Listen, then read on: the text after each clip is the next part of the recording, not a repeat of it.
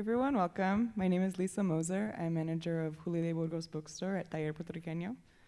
Taller Puertorriqueño is a nonprofit Puerto Rican cultural center in North Philadelphia whose mission is to preserve, promote, and develop Puerto Rican culture.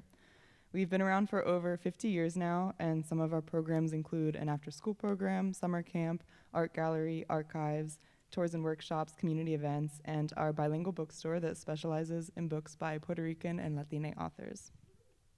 Some of our upcoming events include a book launch for Chiara Alegria Hudy's new novel, The White Hot, a bilingual musical story time for a children's book called Bachatica, and a feminist poetry festival in collaboration with Madre Tierra and the Latino Film Festival. And we were thrilled to be partnering with the Free Library for tonight's event with Jaquira Diaz. And I have very exciting news. Jaquira is actually coming back to Philly in January to Taller Puertorriqueño to do a book club discussion with Erica Bernal of Latino Book Club, who's right there. So pick up the book tonight. You have 3 months to read it, and we hope you can join us again on January 29th for a discussion of This is the Only Kingdom. And if you're interested in learning more about Taller, becoming a member, or staying connected through our newsletter or social media, we have a table right in the lobby upstairs. So please stop by and say hi, and we hope you can visit us soon.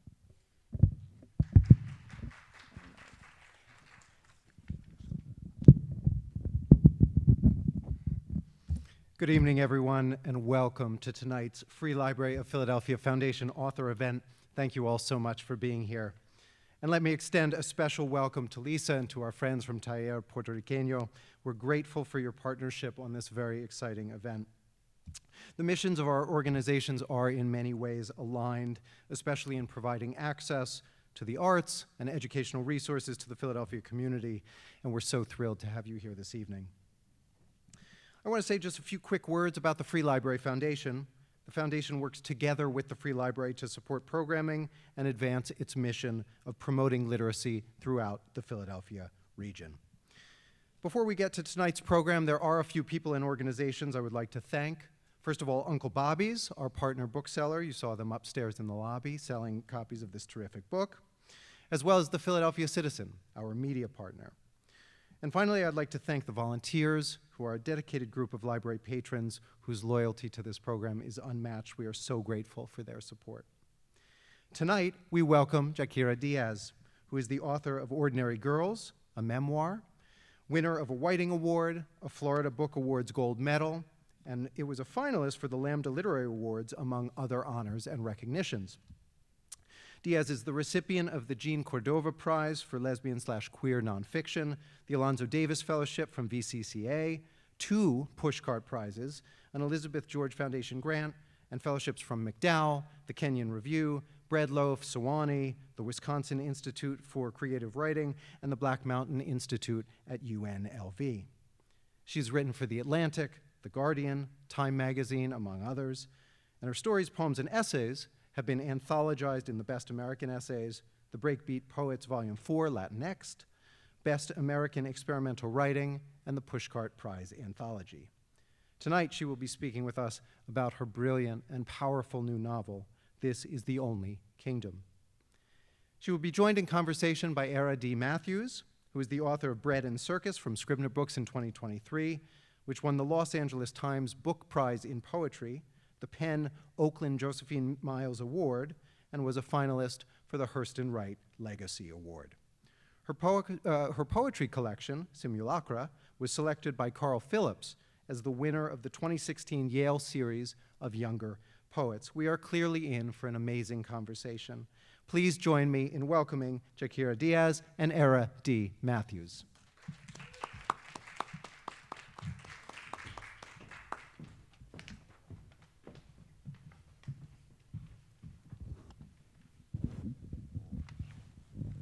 Welcome to Philadelphia. Thank you. Thank you so much. Good evening, everyone. We are just in complete joy to be here with Jaquira Diaz this afternoon, or this evening. As Daniel said, Jaquira is a memoirist, an essayist, a fiction writer. She's the author of Ordinary Girls, a memoir that showed how beauty and, I'll say, brutality can coexist together in the same breath. And then your new novel, This is the Only Kingdom, transforms that insight, I think, into fiction in some ways that are just frankly astonishing. And it's placed in a Puerto Rican Caserío, and it depicts the lives of the people inside of the neighborhood, the mothers, the daughters, the lovers, the ghosts of love, and also hiding in the corner is empire. And I wanted to ask you, really, what sparked the inspiration for this novel? How did it come to you? I love that you say hiding in the corner is empire, because that's always, I think, a theme in my work. It's always something I'm thinking about, and it was definitely something I was thinking about in the early stages of writing this book. I wanted to ensure that this was a book that was definitely about a community and about people and characters like the people I know. But I never wanted to lose sight of the project of El Caserío, how it was a colonial project, and how colonialism and all these other systems like systemic poverty and racism, anti-Blackness, homophobia, how all those things are interconnected, and they affect all of these characters and the community as a whole. But the seed for this particular novel started off with Rey's story, and that was, Rey was a real person. His real name was Reynaldo, and his story was passed down to me by my father. He was a person, a young man that my father was very, very close friends with, and he would have been my godfather if he had lived. He was killed by the police when he was 22 in El Caserío, and it was witnessed by people in the community, and the cops had a different story. And so when my dad told me this story, he told me because there was a song that was written about Rey by a salsero named Pedro Conga. He wrote a song that was a tribute to his life, and that talked honestly about who he had been. He was this very complicated person who was not perfect, but people loved him. And when he died, the whole community came out to celebrate his life. And then there was a trial where the police basically got away with killing him. And I wanted to speak to this story and this history, which was a story that we all carried with us. But I didn't want to write the actual nonfiction, the real life version. I attempted to do that. And what ended up happening is I realized that I needed like 15, 20 years to actually research this and do this justice, and to write about him in a way that was real and that was fair to him and his family. So instead, I wrote a novel that was inspired by the man and by his life story. And so in this novel, the fictional character of Rey is a musician, and I gave him a fictional family. And I wanted him to be imperfect. I wanted him to be flawed and to be very human, and to be a reminder that all of the other characters in the book and that people in general are capable of being incredibly good, or can also be incredibly hurtful. And I wanted potentially all of the characters in the novel to show that people can be really wonderful, and they're capable of incredible compassion, but also are capable of doing terrible things, and that these are choices. Like, I don't necessarily believe that some people, or that most people, are good or evil. And so I wanted the characters to be flawed and complicated rather than villains or heroes. As we all are, right? Yeah. And it's so hard sometimes to think about how to depict that, because when we think about characters, we often think, okay, this person is clearly a protagonist. They have a cape, they are a superhero in some way, they're doing something extraordinary for other people. But the reality of it is that it's a yes and. There's a possible to be that in real life, but it's also possible to be very complicated and to be very problematic, as we all are, right?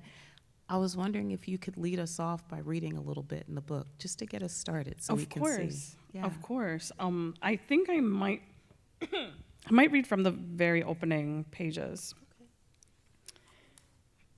So there's a prologue in the book, and I guess you don't really have to know anything because it's like a cold open, and the character we see in the prologue, it doesn't really return. Hours before they find him, everything burns. Smoke rising in black clouds, the golden cañaverales, the dark sky, an explosion of birds and mongooses, lizards, snakes, everything bolting from the fires, dry leaves crackling, embers, ash, the slow crawl, the body heaving, groping for something steady in the cane, the coquillas fading, quieting, and then silent. Late morning out in the fields, a cane cutter from La Central pushes aside the burned stalks with his gloved hand, his protective headgear and thick coveralls weighing him down. After last night's controlled burns, the ground smolders in some places, the heat rising under his heavy boots. It's May 1993, and by noon, it already feels like midsummer. He swings his machete, cuts through a stem, swings it again. He tosses the burnt stalks aside as he takes them down, keeps moving, leaving them to be collected by the other guys. He wades through the charred debris, reaching for the next stalk. He works at a slow, steady pace, striding through the cañaveral. Breathe, swing, strike. He can't move too quickly because he might faint in this heat. Slow and steady, swing, strike, toss, stop, breathe. Start again. The other guys call out to one another behind him. This morning's factory crew must be out for lunch. Whoa, someone hollers. Swing, strike, breathe.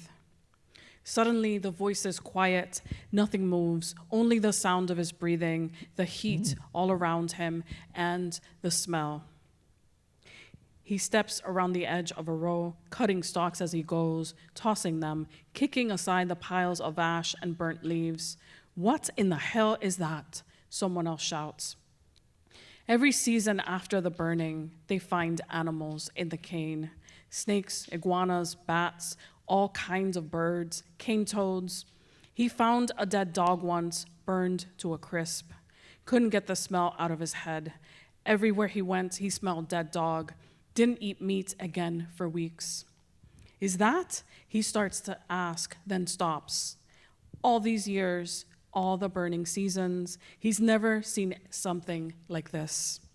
He has an urge to cross himself.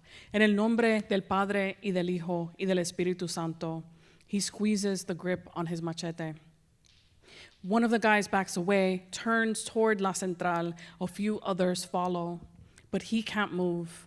The sky is hazy, gray with smoke. Jesus, he says, turning away from the body. Jesus. He heads back, following all the other men. Somewhere in the field, he drops his machete. He leaves it behind, walks faster, starts loosening the straps on his headgear, his goggles.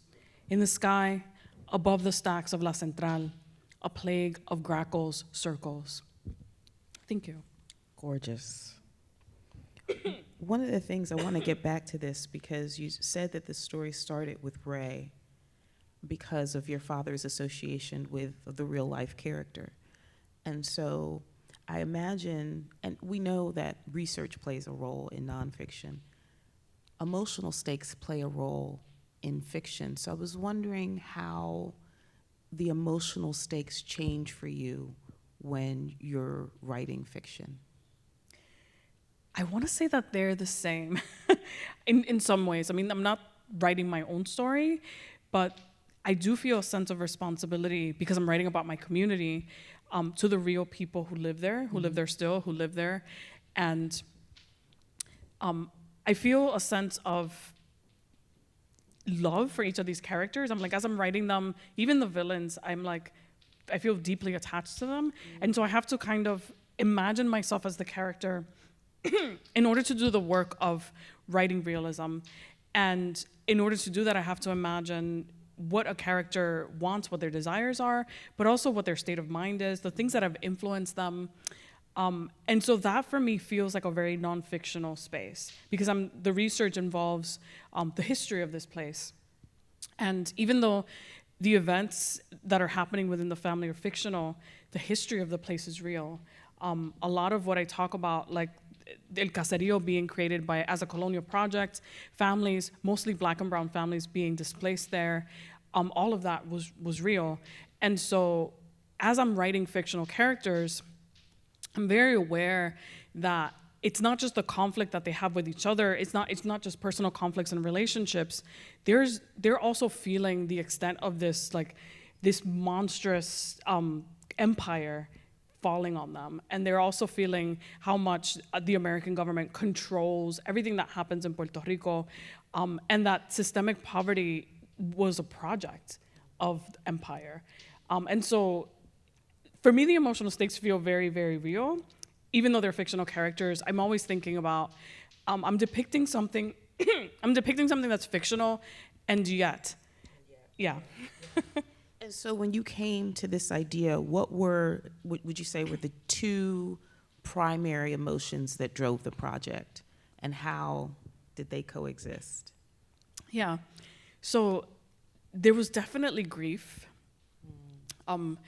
There was a sense of, I don't want to say nostalgia, but grief as it relates to family, and definitely the mother-daughter relationship, but also grief at having lost something that you can't necessarily, that you don't have the language for, like ancestral homes, family members, language, culture. There are so many things that Puerto Ricans in the diaspora feel very deeply, that every time we go back to Puerto Rico, like, we're emotional, we're deeply emotional. We clap when we land on the plane.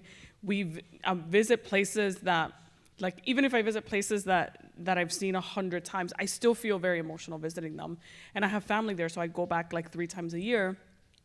But there's a certain feeling that does not feel like just distance. It feels like loss and grief at having lost. It feels like grief at having lost something that we could never get back. And so that, in a sense, was driving a lot of the characters, that emotion, even though they're all still living in Puerto Rico. And then some characters, like Rey, had a little bit of what I think of as rage.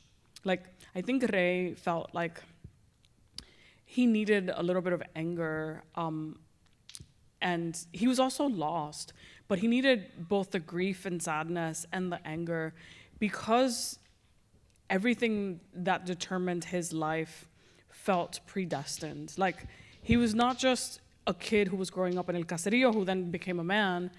He was also somebody whose family was displaced there, taken from their ancestral homes, and had to navigate this systemic poverty, a place that had no jobs. And then, so this system affected the man he became, and all of his relationships, and the way that he navigated the world. But there was also a lot of joy that I think it was necessary in order to write this book. There was a lot of joy, and I needed to remember that even in my community, even in the moments when we were being surveilled, when we were over-policed and experiencing loss and death, that there was always celebration and love and people showing up for each other. And I wanted the book to reflect that. And it absolutely does. I mean, one of the things that we were talking backstage, and one of the things that we talked about is that when you are in marginalized, oppressed, and by oppressed I mean systemically oppressed if you're systemically oppressed places and you're systemically oppressed people, you still find joy, right? Yeah. And so it's important to be able to write into that joy. It's important to be able to show tenderness, to show the love of music, to show the love of food, how those all converge, that there's still togetherness, there's still family, even though it's not in the same form as some people may think it should be, right? Yeah. And what is that should, right? But empire talking again, just kind of puppeting what we should be doing. And so I wanted to talk a little bit about how you were able to manage that, because that's a tricky negotiation. It's like, this is a very deep and not a simple issue, when we're talking about empire, when we're talking about the politics of place. But also, Yeah. there's tenderness. Like, how did you manage that? I had to take a step back. When I was thinking about empire and thinking about colonialism, I had to take a step back and think, what is this larger story that's kind of looming over this community and all of these characters? But then when I was thinking about how do I show joy and how do I show how this community shows up for each other and how they deeply love each other and also betray each other, then I had to feel like I had to be very close to the characters themselves, the individual people, and show how one person shows love, how one person in a community kind of gathers people for a party. And that's like an expression of joy and support and celebration. So when things were very positive and I was kind of trying to lean into joy, I was very specifically thinking about what would make these characters happy? What do they actually need? What do they want? And then when I was looking at other things like grief and empire, I often thought about collective grief. I thought about the ways that colonialism affects communities, individuals, but also communities. So it was kind of like narrowing the lens, getting a little bit closer to characters, and then pulling back. Yeah. And that restraint feels very poetic. So we talked also a little bit earlier about how so much of your language is musical. It is the way that you're writing, it has a rhythm, it has a cadence, it has a certain poetic sensibility and pacing. And it almost felt as if the sentences were scored. It has such a sonic authority. As I was reading it as a poet, it sounded like the sentences were scored, like you could set it to music. It was so beautiful. Thank you. And so I was wondering how you revise. I suppose that gets into craft and also process, but do you revise by ear? I do. That's such a great question. I do. So I, in the later stages of the writing, I record myself reading the work out loud. And then, so I'll record a whole chapter or an essay, the whole thing, and then I walk. I take it for a walk, and I listen to it again and again. And then I come back, and I sit at the desk, and I listen to it again, and as I edit, I sometimes change words, I change the order of words, I change sentences, and I'm definitely listening for music. I'm thinking of the sentence as like the unit of composition in the way that a composer does, and I'm also thinking about time signatures and how the sentences can make the pace move a little faster, a little slower. I'm thinking about rhythm, and word choice is often really important.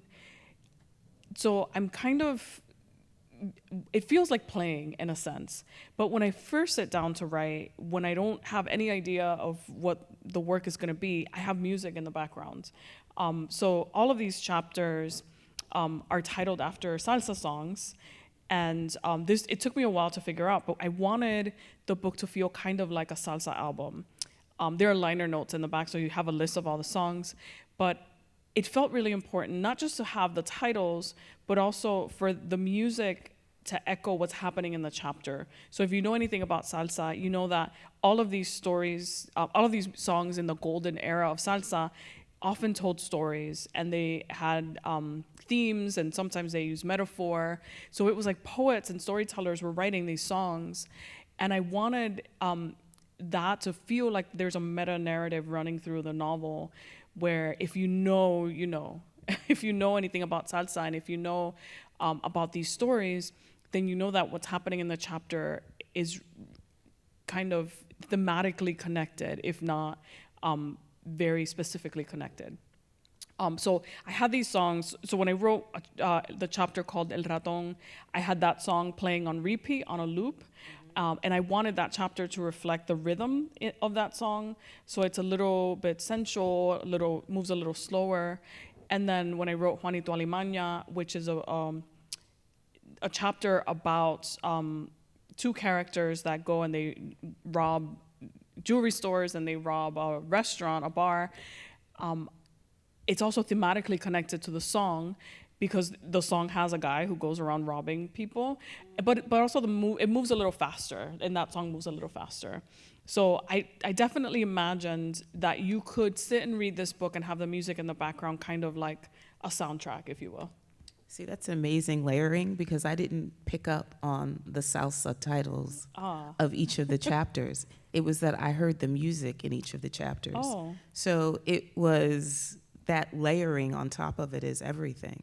And you were talking about time signatures, and since we're there, I wanted to ask you a little bit about your temporal attentiveness, because there's something that you did in here in which this is a multi-generational piece, or a piece of fiction.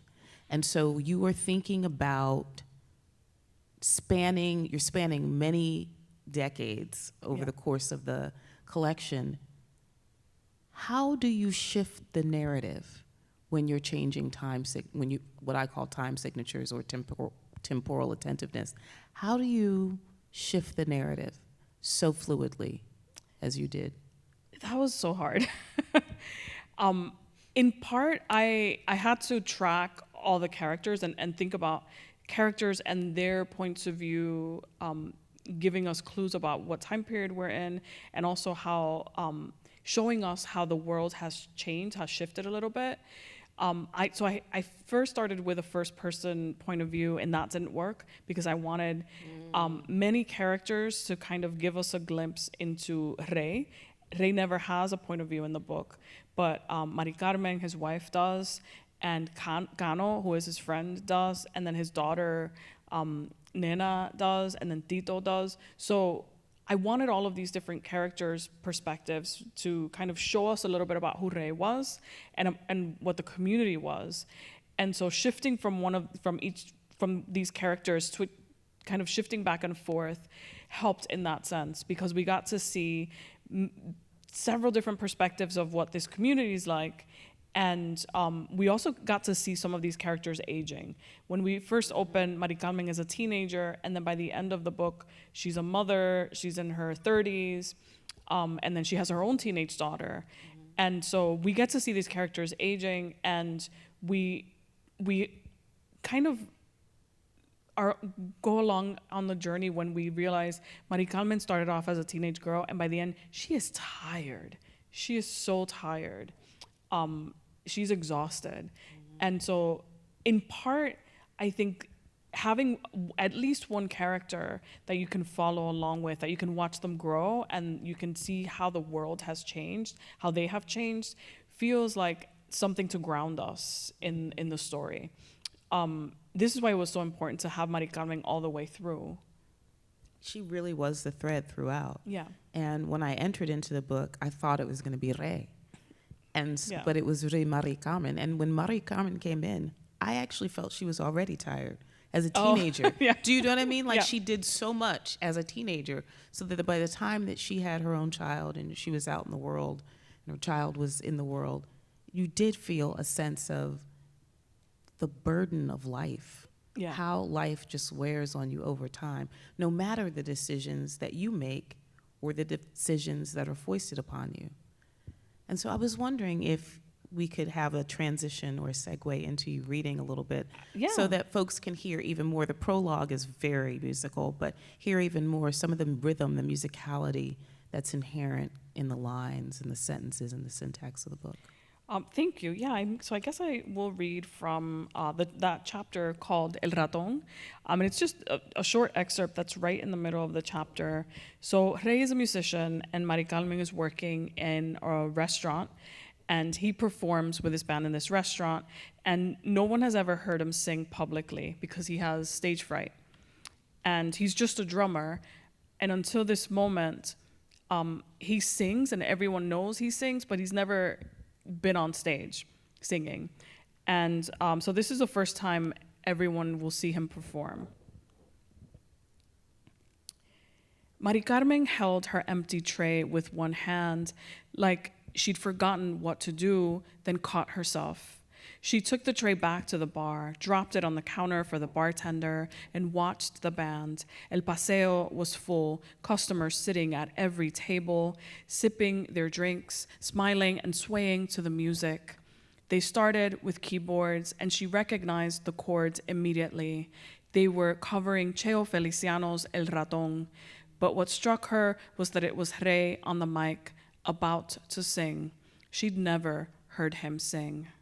Loli was hopping around on her feet, ready to dance. She couldn't help her excitement, Mari realized. They smiled at each other nervously.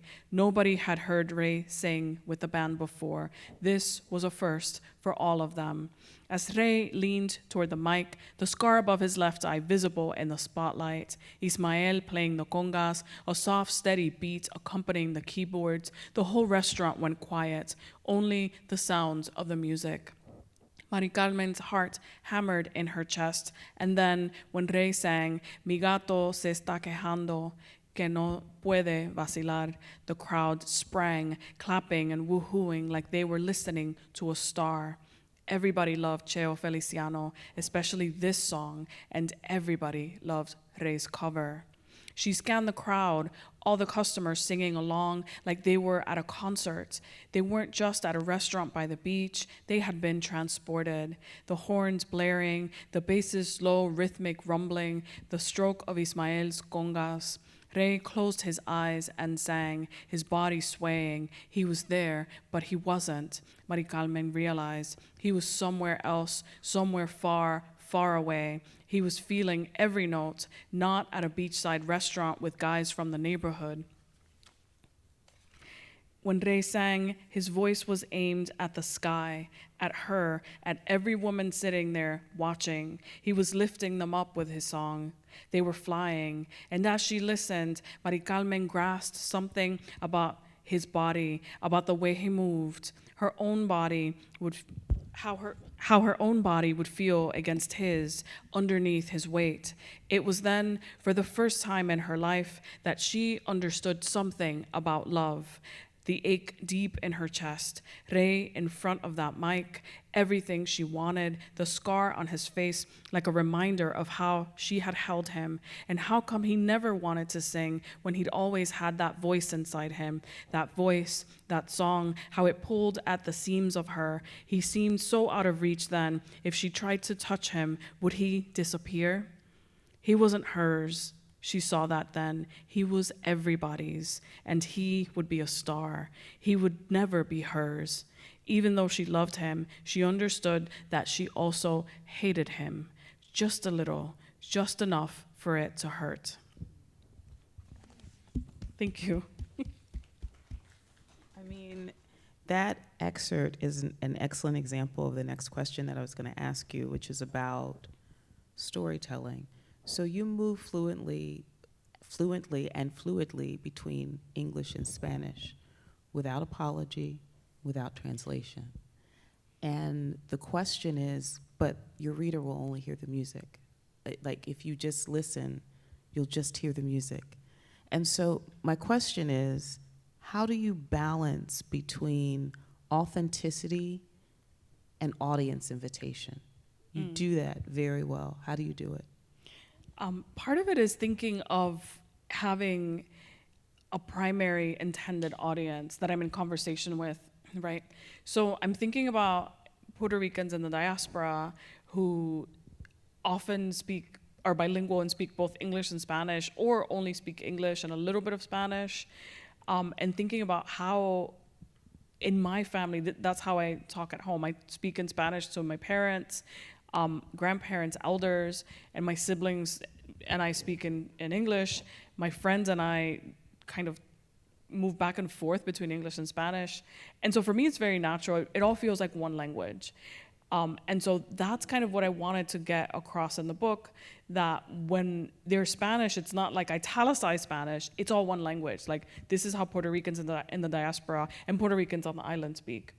And so part of trying to write this book for an audience that might be composed of Puerto Ricans in the diaspora, but also other people who don't speak any Spanish, and also making it feel like it is not alienating, it's not exclusive, it's saying, come along on this journey and learn some Spanish with me. So I try to include some context so that readers don't feel like I have no idea what just happened, but readers feel like, oh, so that's what this word means. So it's kind of like I'm immersing the reader in this world, and they're learning about all kinds of different things, about the setting, about the history, and also language. It's absolutely gorgeous. Thank I you. have a question for you about the title. Oh, yeah. So the word kingdom carries a certain theological weight. What does kingdom mean to you? It means so many things. And I think the title itself takes on multiple meanings throughout the book. There's definitely a moment in the book where we see Nena's character when she means kingdom in that biblical sense, in the religious sense, and when she's having a moment of resistance, when she is like, I am queer, and she rejects the idea of there being a heaven or hell. But when I first started writing, I thought of kingdom the way that it's used in Araceli Guillemets' poem Elegy, which is in Kingdom Animalia, in part because I felt like my work was in conversation with hers. If you don't know Araceli Guillemets' work, please go out and find it. She's incredible.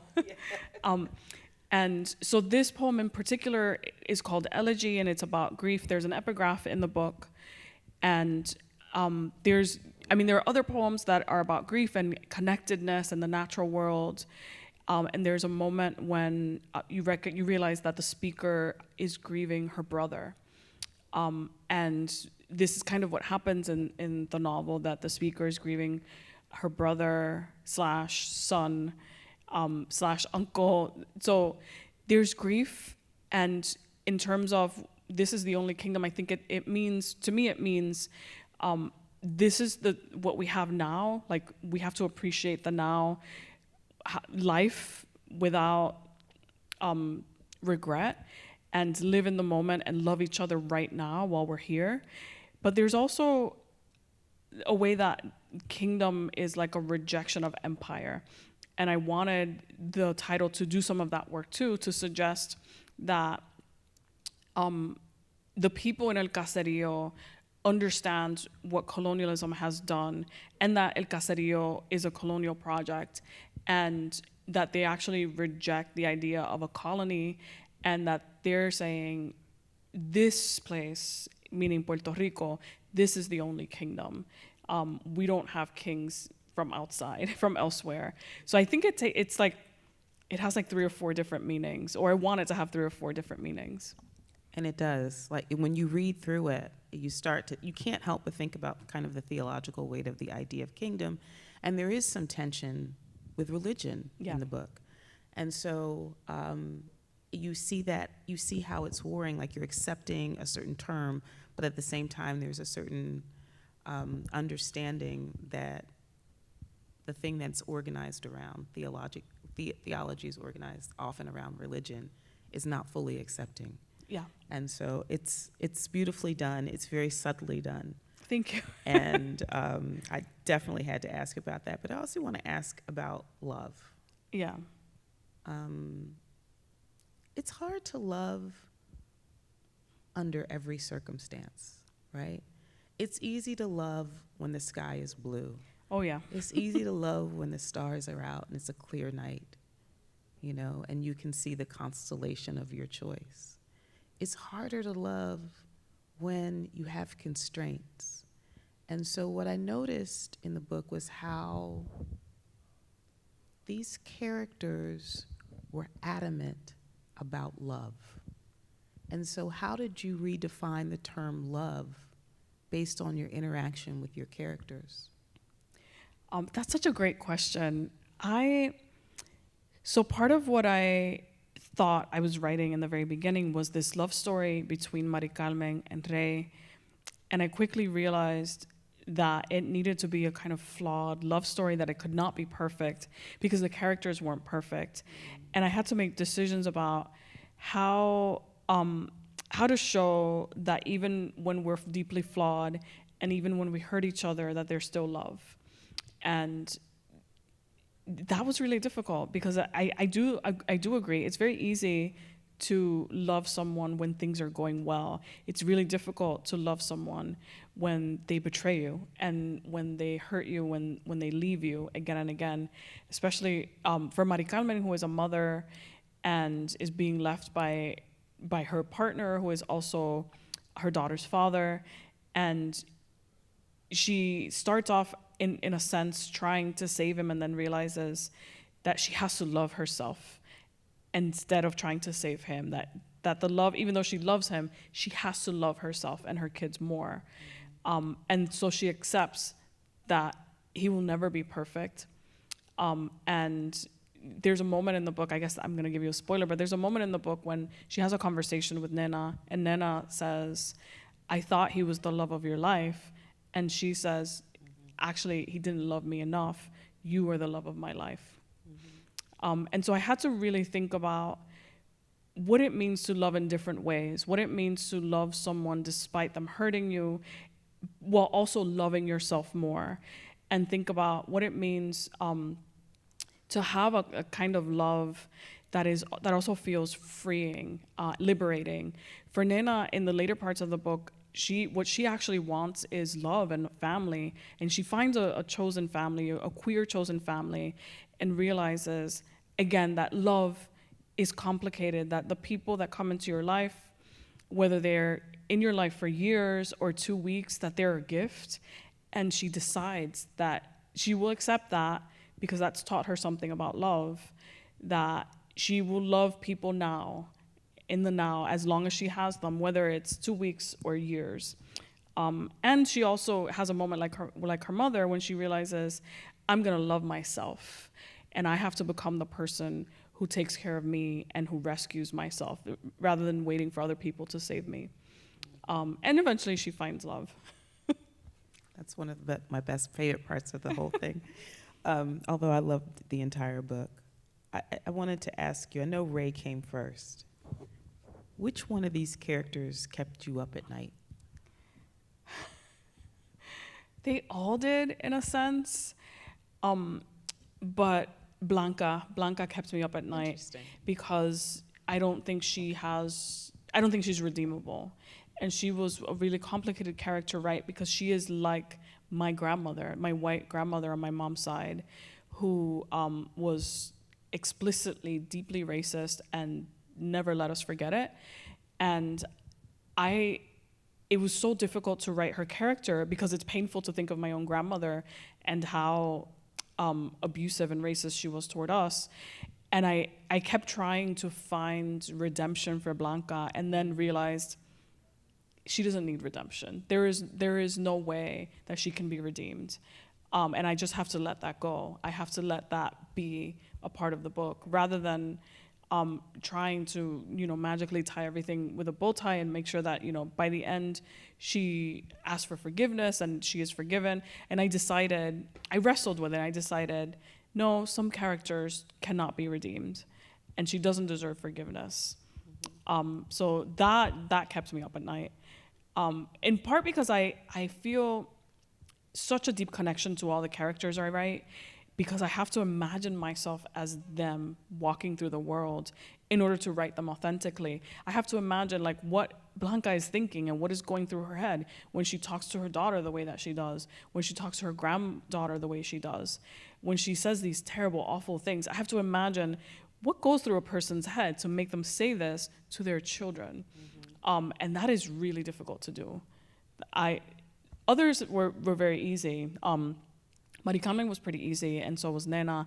The men were difficult too, because I'd never actually written a man, or from the perspective of a man. Oh, interesting. Yeah, and that was a challenge, and that kept me up at night a little bit. And then eventually I realized how fun it was to write men, because men don't have the same consequences as women in the world.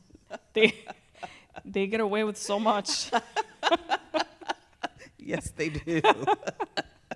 I'm going to ask you one more question before we open it up to the audience, because you brought up Blanca. Yeah. And I think one of the important pieces that you do bring to fore in the novel is the idea of colorism in diasporic communities.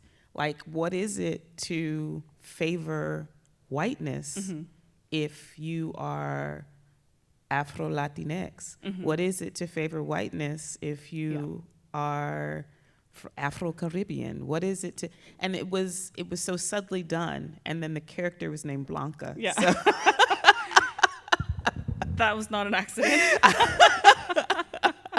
how did you, I guess this is for everything, when you're writing, how do you keep the political human? Oh, that's a really great question. So part of it is I have to keep returning to the characters, and using the characters as a way to teach my readers what I want to teach them without lecturing them, right? So I definitely wanted there to be a conversation about colorism. I wanted there to be a conversation about homophobia, and I wanted also for readers to understand how these things are interconnected and they have to do with colonialism and power, and in part, it's all systemic. That it wasn't just that Blanca, decided she was going to be racist because she had feelings. That there was a system designed to teach her to be this way, and there's a reason why everyone in El Caserío who is Black understands much more about the world than Maricarmen does, because the system has kept this from her. And everyone has to keep pointing out things that she doesn't see, like how a cop targets Rey, even though he's just a kid, because he's Black, and she is a white girl standing in the middle of a group of Black boys, and she doesn't understand why a cop would be upset by this, and everyone else understands. And there's a way that Maricarmen kind of has to learn her entire life. Even when she's older, even when she's a mother raising Black children, people still have to point things out to her, because the system has made it so that she doesn't have to see race. She doesn't have to think about race. She's like, we're all the same. We're all Puerto Rican. We all live in El Caserío. We're all from here.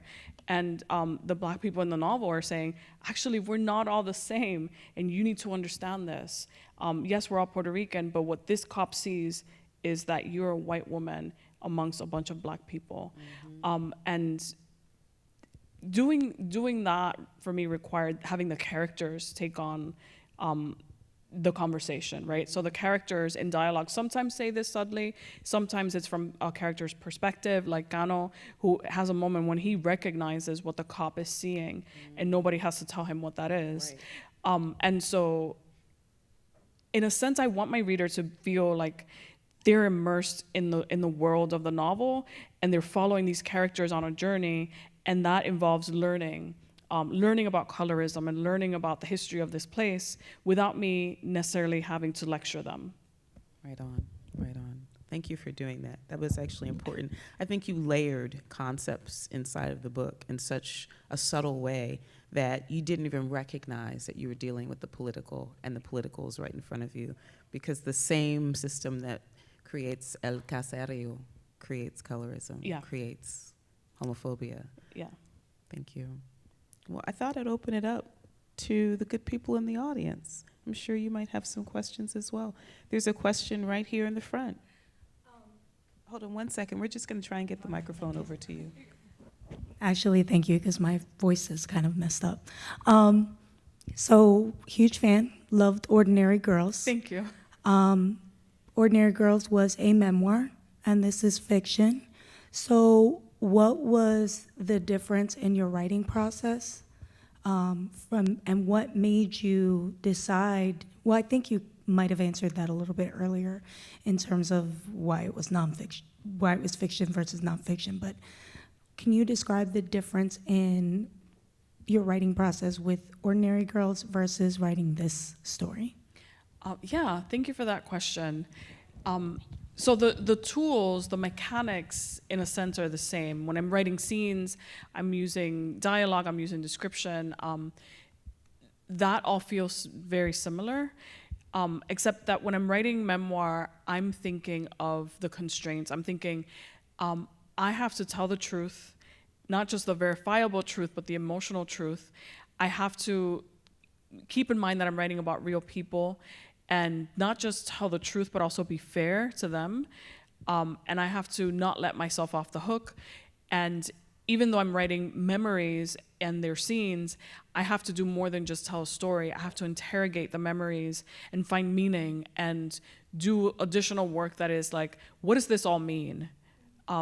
And in a memoir, since I'm the author and it's about me, I exist in the work in 3 different ways. I'm a character in the moment, I'm the narrator telling the story, and I'm also the writer at the desk, kind of bringing other works and other thinkers into the work to engage with.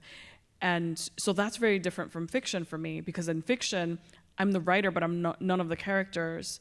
And I have to spend a lot more time kind of trying to, I guess like a method actor or method writer, trying to get in the mindset of all of these characters to figure out who they are. And so a lot of the work in the early stages was writing lots of scenes where characters had interactions, and I just played them out, even though they were never going to be in the book, or I wasn't sure if they were going to be in the book, just so that I could know who they are, how they interact with each other, and create a kind of backstory. At one point it was like 700 pages, and most of those pages never made it into this book, but I think I might have like enough for a prequel if I shape it and do a lot more work. But so a lot of the early drafts were trying things out, and it felt a lot like playing, like I'm gonna play this game and see what happens. And then eventually that led to a kind of story. And this is all very sloppy, messy, and I'm not thinking about the truth, and I'm not thinking about that much about like how a novel is supposed to be working. I'm just thinking, I need these characters to feel real, and I need the interactions to feel real, and eventually I need to understand what they want. That's the early stages. And then after I figure out the story, like the plot, then I start adding layers of things. In memoir, I always knew the story, or I knew the events of the story, and then I did a lot of writing to discover what the deeper meaning was. So that's how they're different for me. Thank you. Any other questions? Don't be shy.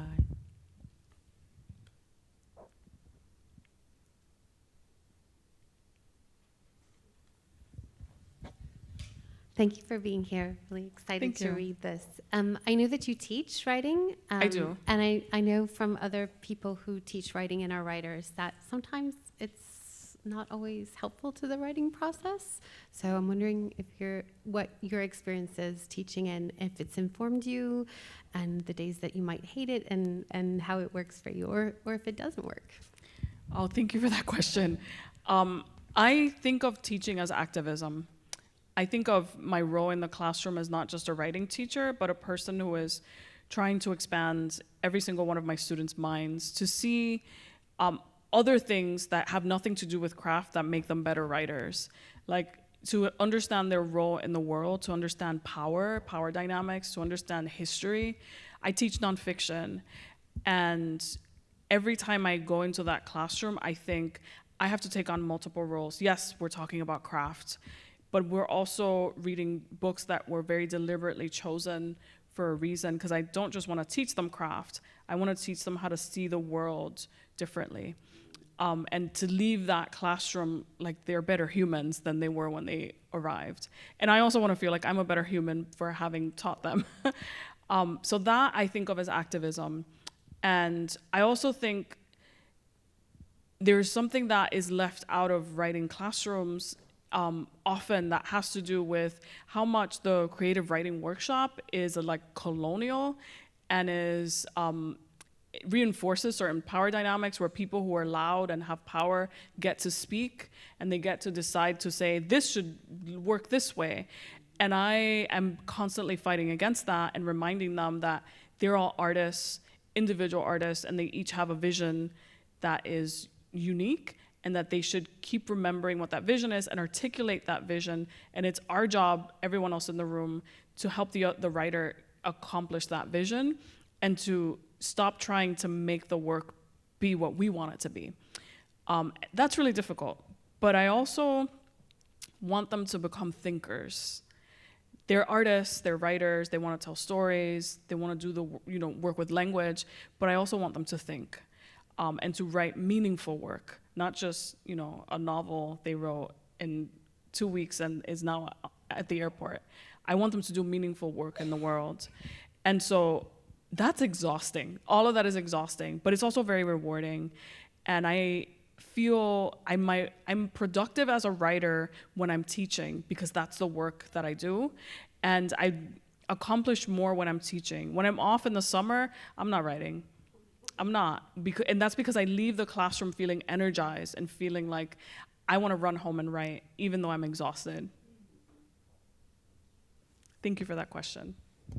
I was wondering if this is going to be an odd request. I was wondering, since you made a nod to Araceli, if you would read the 2 epigraphs Yes. that lead us into the book. And then we'll end there, and Jaquira will be out in the front and signing your books. Thank you. So the book opens with 2 epigraphs, one from Sophocles and one from Araceli's Guermet. It is the dead, not the living, who make the longest demands. We die forever. Sophocles, Antigone. Listen to me. I am telling you a true thing. This is the only kingdom. Araceli's Guermet, Elegy from Kingdom Animalia.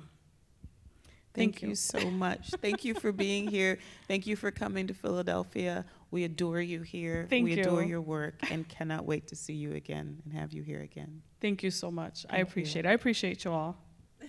Thank you for coming.